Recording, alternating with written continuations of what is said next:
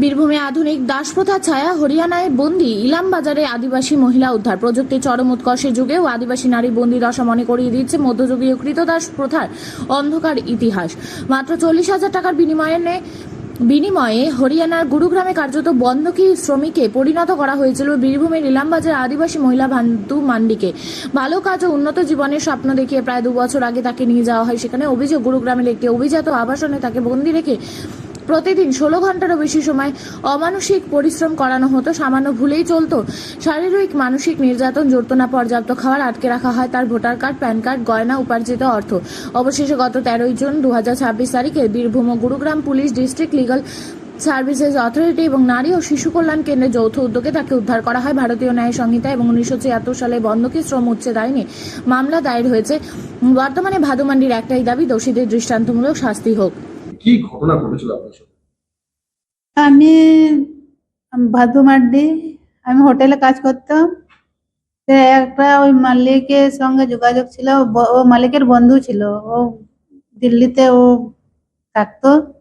তা ও বলেছে যে দিদি তাহলে আমার একটা কাজের লোক দরকার।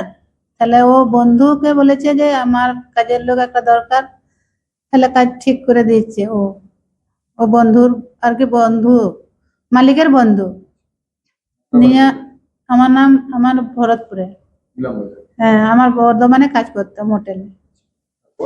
নিয়ে মালিক বললো তাহলে ঠিক আছে, আমি সব দায়িত্ব নেবো, আর মাসে মাসে 12,000 টাকা করে মাইনে দেবো, আর আগামী 40,000 টাকা দিয়েছিল আমাকে। 40,000 টাকা কাকে দিয়েছিল? আমাকে দিয়েছিল হাতে। নিয়ে ওরা আবার হাতে দিয়েছিল, আমি ব্যাগের মধ্যে রেখেছি। সব আমার কাগজপত্র সব আছে, কাগজপত্র, সোনা গয়না আমার আছে। ও ব্যাগের মধ্যে যে জামা প্যান্ট সব আছে। তা আমাকে সব সময় মারধর করতো। একদিন সকালবেলায় আমি কাপড় কাচছিলাম আমার, নিয়ে বললো সকালবেলা কি কাপড় কাচার সময়? নিয়ে আমি এখন ফাঁকা আছি সেই জন্য কাচলাম। নিয়ে এই গানটা এখনো শুনতে পায় না। কি করেছিল? মেরেছে। চর মেরেছিল? হ্যাঁ, শুনতে পায় না এখনো। তারপরে একদিন রান্নাঘরে ওই বিনলাতে হাতটা মেরেছে, হাতটা তুলতে পারি না কাজ করে। তাও খাবার মাবার সবই বানাতাম, কিন্তু ও খাবার আগে ওরা খেত, কিন্তু আমাকে পেট ভরে খাওয়া দিত না। কতদিন ধরে এই জিনিসটা চলছিল? ও ও আগে আর কি 1 মাস মতন ভালো রেখেছিল, আর তারপরে অত্যাচার লাগলো। আপনি কতদিন ওখানে ছিলেন? 2 বছর হয়ে গেল। আর শেষের দিকে আটকে রেখেছিল আপনাকে? হ্যাঁ, আর বাইরে থেকে লোক করে দিয়ে যায়, আমি একাই থাকি বাড়িতে। আর কোথাও নিয়ে যায় না, আর কোথাও বেরোতে পারি না। ঘরে বন্দি থাকতেন? হ্যাঁ। আপনাকে যে 40,000 টাকা দেওয়া হয়েছিল তখন মানে আপনাকে মানে বিক্রি করা হয়েছে সেটা কি আপনি জানতেন? না, আমি কিছু জানি না যে বিক্রি করেছে না কি করেছে, আমি জানি না এইসব। আর মাসে মাসে কি মাইনে ঠিকঠাক দিত? না, মাইনে দিত না। পুরো মাইনে মালিকের কাছে পড়ে রয়েছে। এখনো কোনো টাকা পাননি? না, ওই 40,000 আগাম দিয়েছে দাদন, সেটাও ব্যাগের মধ্যে আছে। আর আমার যে 10,000 টাকা ওটাও ব্যাগের মধ্যে আছে। মানে বেকার খাটতেন আপনি তাহলে? হ্যাঁ, ওই খাওয়া দাওয়া যা এক মুঠো ভাত খেতাম ব্যাস। তারপরে আপনি যেমন এই অত্যাচার দীর্ঘদিন ধরে হচ্ছিল, তারপরে ফোন মন সব কেড়ে নিয়েছিল, মা বাবার সঙ্গে কোনো যোগাযোগ নেই। তারপরে একদিন ওরা ছিল না, নিয়ে আমি এবার বেলকুনি থেকে একটা লোক কাজ করছিল নিচে, 4 তলা, আমি উপরে ছিলাম। নিয়ে ও লোক সঙ্গে আমি যোগাযোগ করলাম, ভাই আমাকে এইরকম এরকম অত্যাচার করছে, তাহলে আমাকে কিছু সাহায্য করো। নিয়ে ও ভাই বলছে আমার ফোন নাম্বার দাও, তাহলে আমার ফোন নাম্বারটা তোমাদের ঘরে ফোন করি। তারপরে ওই এই যে ভাদুকে ফিরিয়ে আনার যে প্রচেষ্টা সরকারিভাবে, সেটা কিভাবে হয়েছে যদি বলেন? হ্যাঁ, নমস্কার। আমি সুমনা মজুমদার, নারী ও শিশু কল্যাণ কেন্দ্রের একজন আমরা কর্মী। আমরা ইলামবাজার ব্লকে কাজটা করি।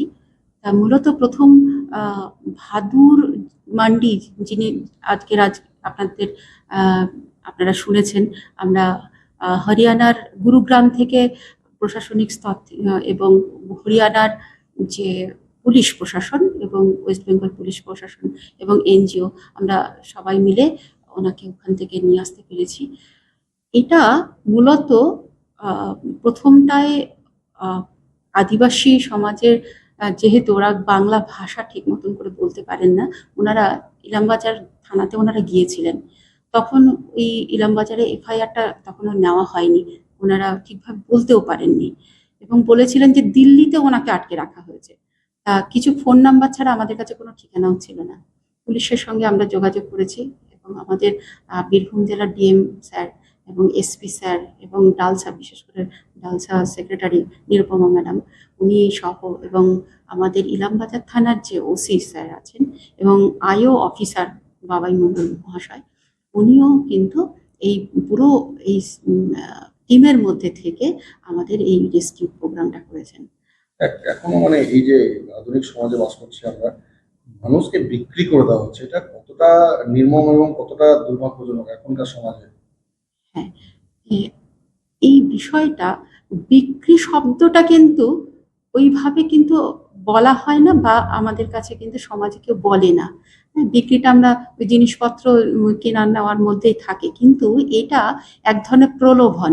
এই প্রলোভনেও কিন্তু এই ভাদু মান্ডি করেছিলেন, যেহেতু 40,000 টাকা আগাম দিচ্ছে এবং 12,000 টাকা প্রতি মাসে, এই যে পাওয়ার যে একটা তাকে যে প্রলোভন দিয়ে তাকে নিয়ে যাওয়া হচ্ছে, কিন্তু অ্যাকচুয়ালি ভেতরে কিন্তু অন্য একটা প্রক্রিয়া কাজ করেছে। এটা এরকম ভাদু দিদিদের মতো অনেক মানুষ আছে যারা নিজের নামটুকুও সই করতে পারছেন না বা শুধুমাত্র হয়তো নামটাই সই করতে পারেন, জানেন না, ভাবেন যে ঠিক আছে আর ভালো একটা বেটার লাইফের জন্য কিন্তু ওনারা চান যে একটু কোথাও বাইরে কোথাও গিয়ে কাজ করবেন, কিন্তু সেখানে গিয়ে এইভাবে যে তাদেরকে আটকে থাকতে হবে এবং নির্মম অত্যাচারের মুখোমুখি হতে হবে, তাদের যাতায়াত কথাবার্তা বন্ধ, এবং সব থেকে বেশি হচ্ছে যে তিনি 16 ঘন্টা 17 ঘন্টা পর্যন্ত কাজ করেছেন। এই যে তাদেরকে যে এই যে নির্দিষ্ট সময়ের তাকে বিশ্রামটুকু পর্যন্ত তার স্বাধীনতার মধ্যে ছিল না, এটা কিন্তু তারা প্রথমটাই বুঝতে পারে না এই শ্রমিকরা। তাই আমাদের গ্রামগঞ্জ থেকে এরকম ভাবে তারা চলে যান, কিন্তু এটা কিন্তু সরকার পক্ষের কাছেও কিন্তু আমাদের কাছে একটা ভয়ঙ্কর জায়গা। আমাদের দাবি যে হয়তো আজকে ভাদু দিদির কাছে নারী ও শিশু কল্যাণ কেন্দ্র পৌঁছতে পেরেছে এবং কজন ভাদু দিদির কাছে আমরা পৌঁছতে পারবো এটা কিন্তু আমাদের জানা নেই। তো আগামী দিনে এই ধরনের মানে কৃতদাস বা এই যে বন্ডের ভিত্তিতে এইটা আটকাতে সরকার বা আপনাদের দপ্তর কি প্রয়োজনীয় ব্যবস্থা নিচ্ছে যাতে কিনা মানুষ সচেতন হয়? অ্যাকচুয়ালি এটা 1976 সালের একটা অ্যাক্ট রয়েছে, যেটা বন্ডেড লেবার অ্যাবলিশন সিস্টেম যে অ্যাক্ট, যেটা সেটা অনেকদিন আগেই কিন্তু আমাদের দেশে কিন্তু এটা বলা হয়েছে যে এটা আমাদের দেশে আর নেই, এই প্রথাটা নেই, কিন্তু তার মোড়ক কিন্তু অন্য রকম ভাবে কিন্তু এখানে চলছে। এটার জন্য আমাদের সমাজসেবী সংগঠন এবং সরকার পক্ষ থেকে মানুষের কাছে বা এই যে শ্রমিক যারা আছে, এই শ্রমিকদের যত বেশি সচেতন করা যাবে এবং কাজে যাওয়ার আগে তার কাজের কাছে যাচ্ছে, কি ধরনের কাজ, তার শ্রমিক সেখানে গিয়ে কত টাকা তার মজুরি হবে, এই যে জিনিসগুলো যদি তাদের কাছে আরো বেশি তাদের যদি সচেতনতাটা তৈরি হয়, আশা করি আরো ভালো হবে। এবং যারা এই শ্রমিকদেরকে ওখানে নিয়ে যায়